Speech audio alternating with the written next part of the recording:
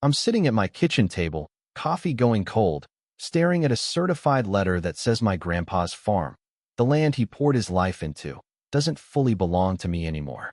The Sycamore Grove HOA claims they own the mineral rights to my 20-acre slice of Sagebrush Hollow, Wyoming, and they're planning to rip it up in a month. All based on a document my grandpa supposedly signed while he was in the hospital, barely able to hold a spoon. I'm Jack Thornton, 37. A former mechanic who traded city wrenches for peach trees after Grandpa Joe passed, and let me tell you, uncovering their president's forged paperwork turned this quiet farm into a battlefield where I fought to save my family's legacy, and won in a way nobody saw coming. It's been 2 months since Grandpa's funeral, and I'm still getting used to the creaky porch, the smell of orchard blossoms, the way this land feels like home. I left my shop job in Cheyenne to take over his farm, 20 acres of fields, chickens, and memories from every summer I spent here as a kid, learning how to graft trees and spot ripe peaches. This place is 3 generations deep in our blood, and when that letter from Linda Carver, the HOA president, landed in my mailbox, claiming they owned the rights to dig up my eastern field for valuable limestone, I knew something was rotten. I called her up, hands shaking, and got her icy voice on the line. Mr. Thornton, your grandfather signed the agreement 2 years ago, she said, clipped, like she was reading a script.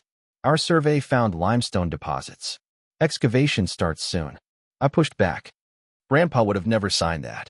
She cut me off, smug. Maybe you didn't know him like you thought. It's legal. Goodbye.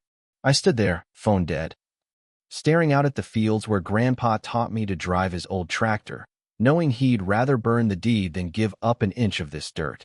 That afternoon, I walked the fence line where my land meets Sycamore Grove, their shiny new neighborhood of cookie-cutter houses that popped up 6 years ago.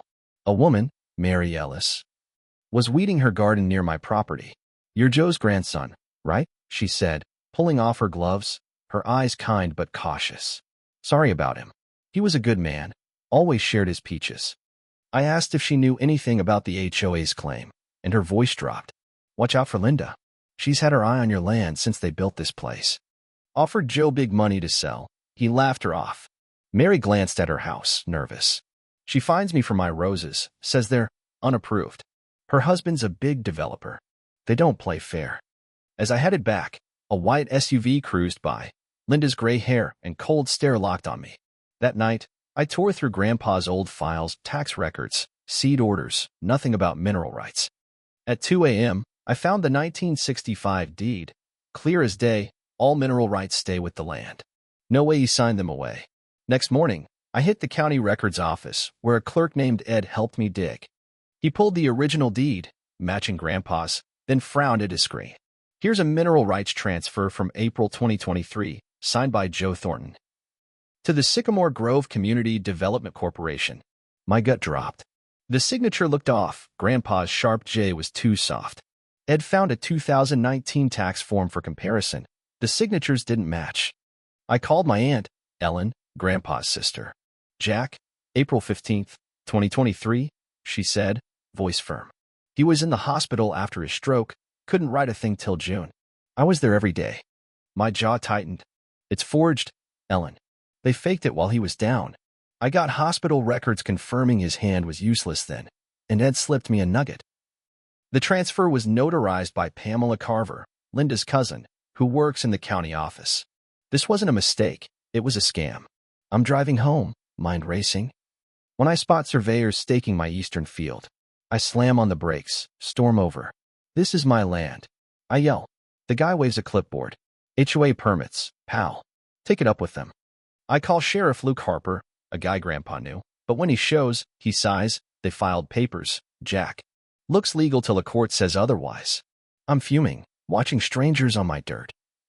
And that night, my neighbor Lisa Grant, from Sycamore Grove, calls. Jack, we're meeting about the HOA's latest stunt. Come tonight.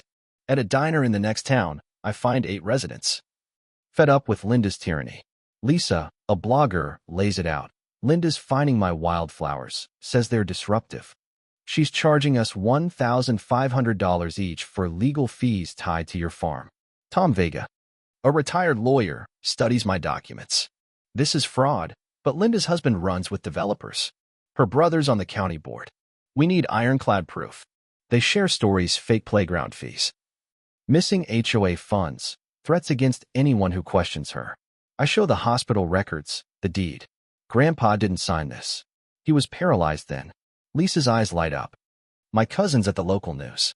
We can go public. Tom nods. I'll find a handwriting expert. And Jack, get a geologist. If there's no limestone, why do they want your land? I call my old college buddy, Dr. Ellen Walsh, a geologist, who agrees to test my soil. Days later, I'm locked out. Linda's got my gate chained. Guards posted, claiming excavation prep. Sheriff Luke can't unlock it without a court order, and I'm stuck watching strangers roam my fields.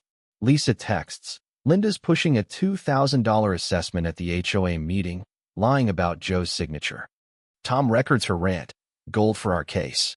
Ellen sneaks onto my land at dawn, through a fence gap, while guards nap.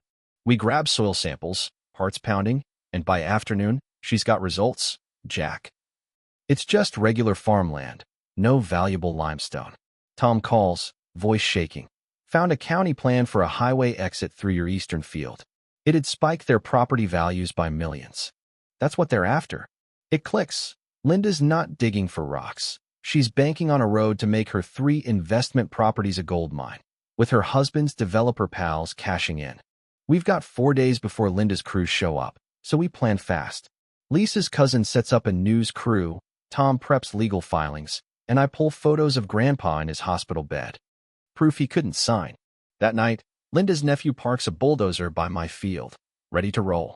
I'm sleeping on Lisa's couch, can't get to my house, when she wakes me. They're moving tonight.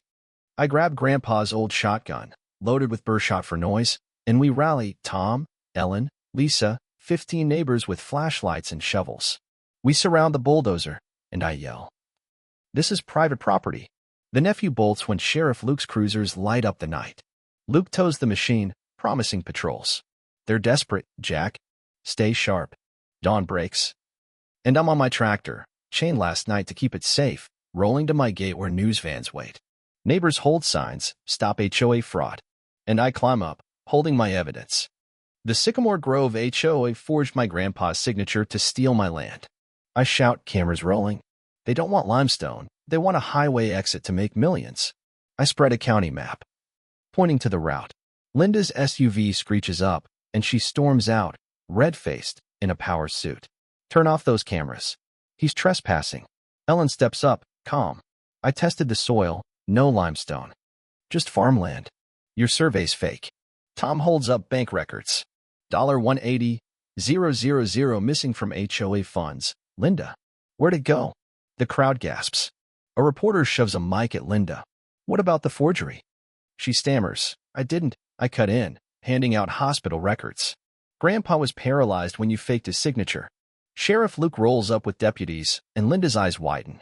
You can't. Luke cuts her off. Your brother resigned from the commission this morning, Linda. You're under arrest for fraud, forgery, and embezzlement. She lunges at me, finger jabbing. You'll regret this, farmer. Our lawyers will crush you. Deputies cuff her, and she's screaming as they haul her away, cameras catching every second. Neighbors cheer, shaking my hand. And I'm shaking too, not from fear, but from knowing we've won this round. The fight's not over, though.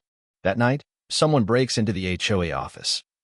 Snatching financial records, Linda's cleanup crew, maybe. But we've got copies, and the news story blows up, viral on Lisa's blog. In court 3 weeks later, Linda and 2 bored cronies face a no-nonsense judge, Helen Carter.